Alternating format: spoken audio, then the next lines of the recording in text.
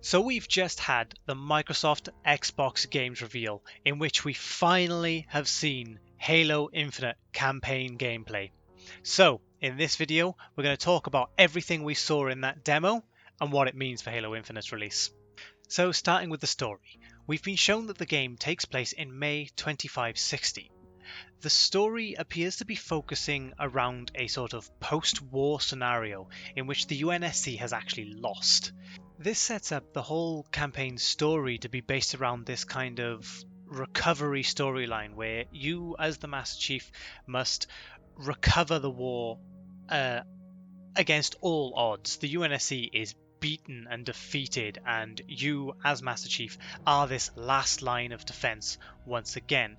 I really feel like this is 343 sort of imitating their attempt at a recovery of the Halo franchise, and so I feel like this is quite a clever little setup that could really be interesting.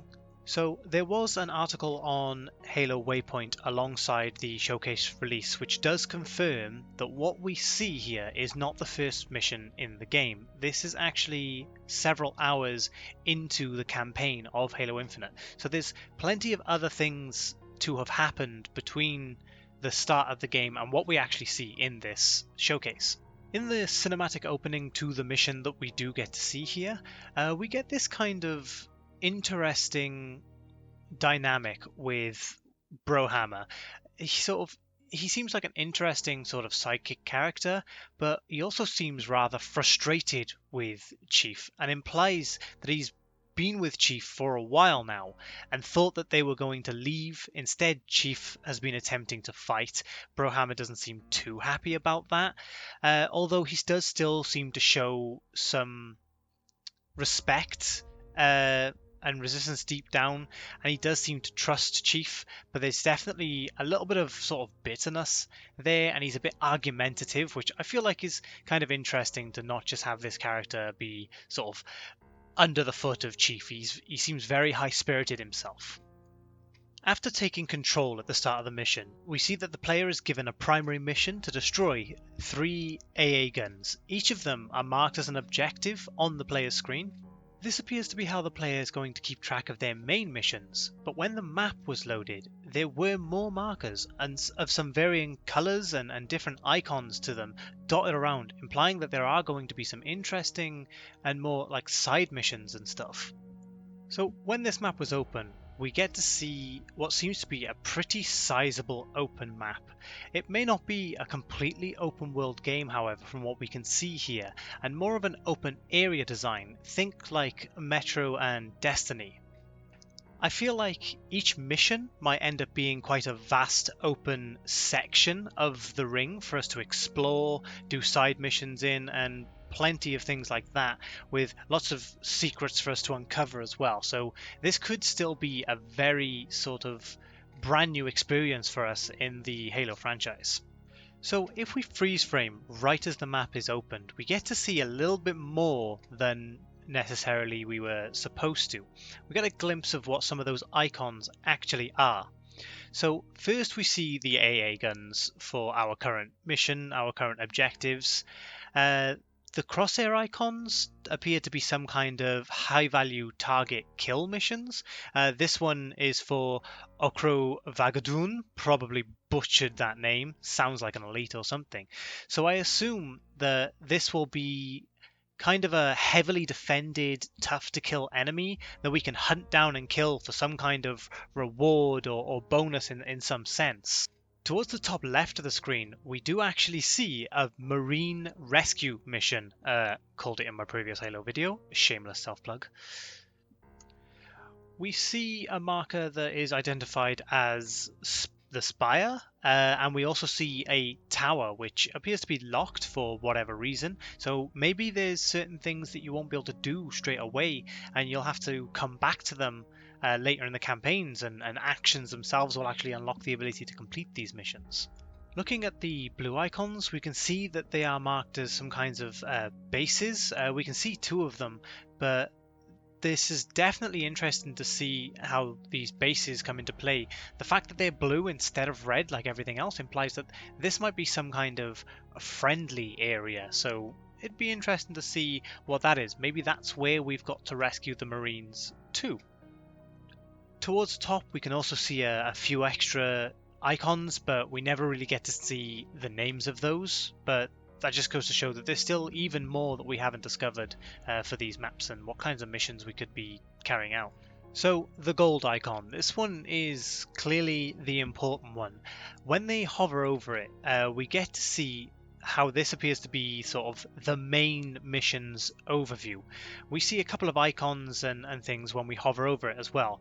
We get what clearly shows the difficulty, in this case it appears to be normal, as well as a 0 out of 4 and a 0 out of 1 collectibles kinds of icons or something. They appear to be additional things that you can either do or find throughout the missions.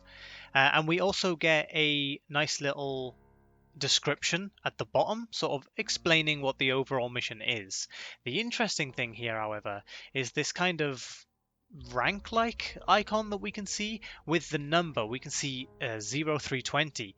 So this is what interested me the most. So this could be, say, the EXP value that you'll receive for completing the mission, but this number appears on each of the AA turrets themselves when they're hovered over as well, which kind of wouldn't make sense if you got the same experience for each one of those individually as you did for the overarching mission.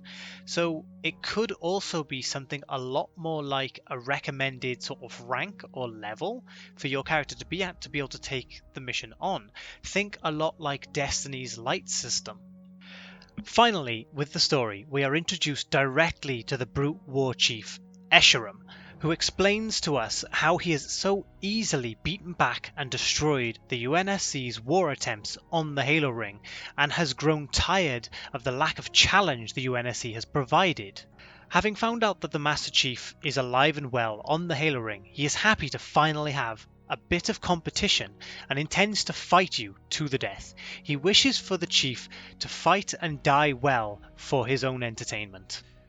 Escharum also mentions how the ring is under the Banished's control, and so will the Auditorium soon. Now, we don't entirely know what the Auditorium is, but I have a feeling this is going to be sort of a main focus to the storyline that we play through with Halo Infinite. We also hear how the Banished share the same goal as the Harbinger. Yet again, we don't know what the Harbinger is. We're not aware of exactly what this is referencing. But there is an achievement in Halo 5 called Harbinger for completing the mission The Breaking on Legendary difficulty without Blue Team dying. So throughout this demo, we see some nice updates to the game's UI. I feel everything looks quite clean and uncluttered, so I'm personally a fan of the sort of HUD layout that we see in this demo. As previously mentioned, we do get our objectives of the current mission shown in the top left, but this doesn't stay permanently and does eventually sort of go away as you start exploring around the level. We see the infamous Halo radar down in the bottom left as usual, and it looks pretty familiar yet a little bit fresh. We get our health and shield bar at the top with our minimalistic visor overlay from previous games, giving the perspective that all of this is actually an overlay in Chief's visor. I think we can see that the health bar appears to be sort of nested inside of the shield bar, but they are actually separate. I'm not entirely sure on that, but that's sort of what it looks like. We also get this new gold sort of hex effect when our shields regenerate, which is kind of cool.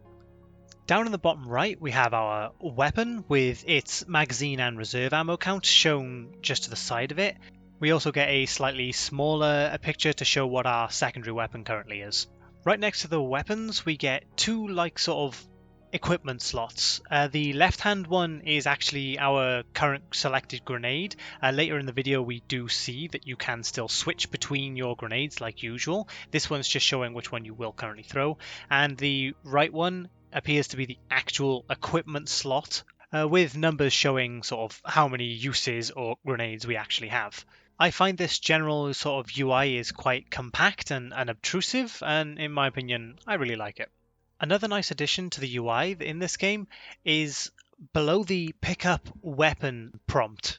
So just underneath, we see like a sort of small breakdown of the weapon itself. So the plasma pistol, for example, has a little section that says pistol, plasma, and charge, identifying sort of the use case of the weapon and how it works, as well as the kind of ammunition that it uses and what sort of weapon class it belongs to. This demo finally gives us a direct look at some of the design choices that have been made by 343 for Halo Infinite. Many people have pointed out the graphical style and colours. There have been some complaints about the game looking bad and not matching up to what people expected from a Series X launch title. While possibly true, there could also be a number of reasons for this. One, possibly this demo is slightly older build of the game, and there hasn't been many post-processing visual effects applied to it yet. Two, this could also simply be a design choice to try to keep the designs more reminiscent to the Halo CE sort of look and feel. Although some improvements could easily be made graphically, I feel the flatter color palette does match up better with Halo CE, as Halo 5 was quite heavily criticized for its more realistic approach to the art style, and people weren't necessarily fond of that. For me, I like the coloring, with the richer, flatter colors, but some extra detail and improvement to the lighting definitely wouldn't go amiss. So throughout this demo, we are introduced with what appears to be a much more sort of heavy focus on options to the sandbox of Halo, with many weapons and attack options being showcased throughout the whole demo itself. One thing is these equipment slots that I mentioned earlier.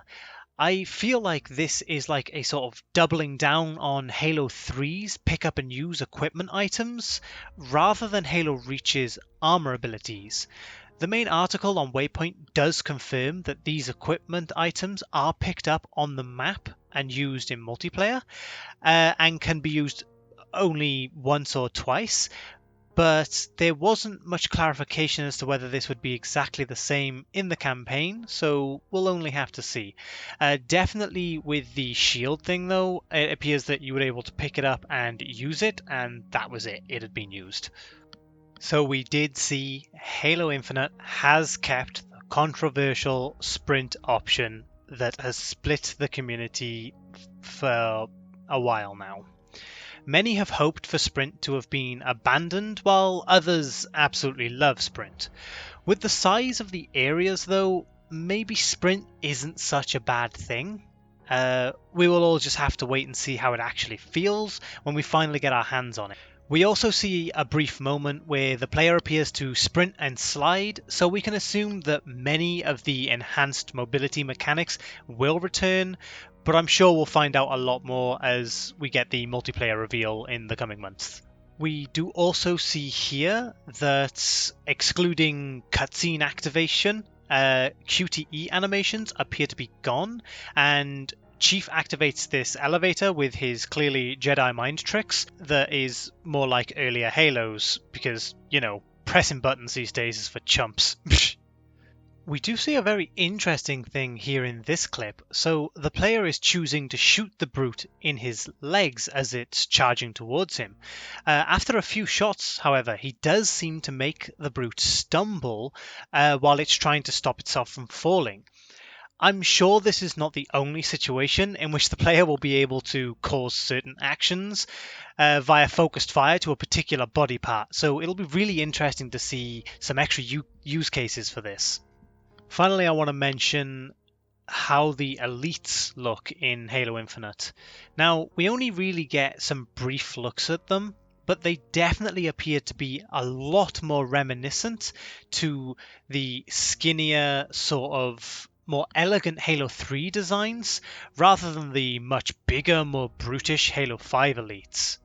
Honestly, I'd love to see some more about this, because I feel like these might actually have the potential to be some of the best designed elites we've seen in a Halo game. Let's talk about the weapons, because throughout the demo we saw many new weapons and a few returning ones, as would be expected. I'm sure there are plenty more weapons, old and new, that we have not seen in this demo, but let's point out the ones that we did get a glimpse of. Right at the start, we see Chief pulling out the MA40 AR. This is the main assault rifle of Halo Infinite, so it was a no-brainer for the game to start out showing us this. The pistol we see Chief has as a secondary is the MK50 Sidekick. This is kind of an interesting sort of small pistol.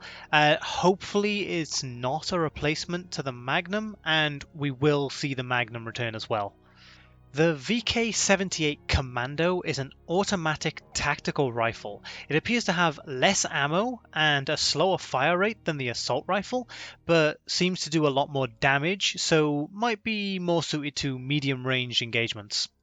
The CQS-48 Bulldog is a new UNSC shotgun that is classified as a spread weapon.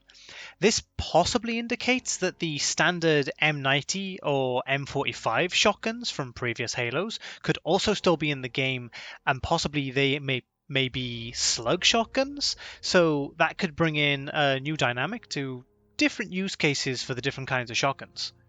We never saw the BR in the 8-minute demo, but there was also a short gameplay trailer released alongside the showcase. This did actually have a quick brief shot here showcasing the Halo Infinite BR. Unfortunately, we never see the weapon fired though, so we'll have to keep our eyes out for more information on this one. We do see the return of the plasma pistol. There's a couple of situations where we get to see them on the floor. They never pick it up and use it, but it's the primary weapon that most of the grunts use and some of the jackals as well. We can imagine that the plasma pistol remains very unchanged and will probably feel very similar to previous games. We also see the Needler in two situations. There's one situation where we get to see the Needler fired by a grunt, and we also see one hanging up on a sort of a weapon rack, but again, we don't actually get to see this used in action. The main new Covenant weapon that we do see, however, is this Pulse Carbine. It appears to be some kind of plasma assault rifle that fires in quite a fast burst. I again really hope that this isn't a replacement for the carbine itself, and I hope it is sort of a new additional weapon because I do adore the carbine. Another weapon that is not seen in the 8-minute demo but is briefly showcased in the short gameplay trailer is the Energy Sword, and I have to admit, damn, this one looks good. We get to see a decent amount of gameplay with the Ravager. This brute weapon is like a sort of plasma launcher weapon that fires in a burst. Also, brute weapons are red plasma instead of blue because reasons. We also get to see the Mangler, which is a sort of pistol shotgun thing. It seems very similar to the Mauler from Halo 3, so this might actually just be an updated Mauler, and we may not actually see the Mauler itself in the game. So with the equipment, we see the grapple hook used in a few situations. We see this used to pull the player to higher places. It doesn't appear to have an awful lot of range on it though, so don't expect Titanfall 2 grappling around all over the place. We also see the player pull themselves to enemies for some devastating melee attacks, and to pull fusion coils to the player. Oh, yeah.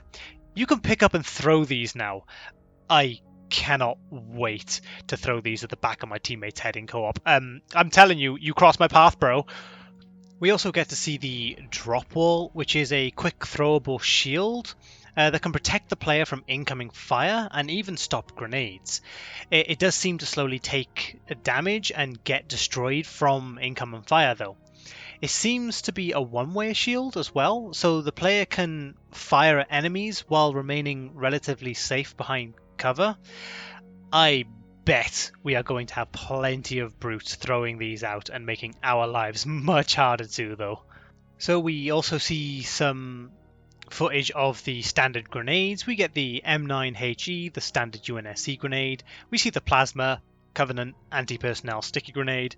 We see the Brute Spike fragmentation sticky grenade, and in the short trailer, we also get a brief shot of what appears to be an electric grenade. It seems to send out some electrical pulses that stun and shock multiple enemies in the vicinity. This looks super interesting. Oh, yeah, and can we just take a moment to take a look at how terrifying these little fuckers are? They're basically a weapon in their own right. Suicide grenades flying towards you out of nowhere? Nope, nope, nope, nope, nope, nope. All of my nope.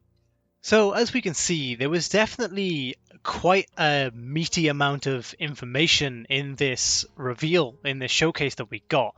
And I'm just itching for more news now. I cannot wait to get the multiplayer reveal soon. And I'll probably make another video about that as well. So if you do want to see more videos like this, don't forget to like and subscribe, and I'll see you in the next one, guys.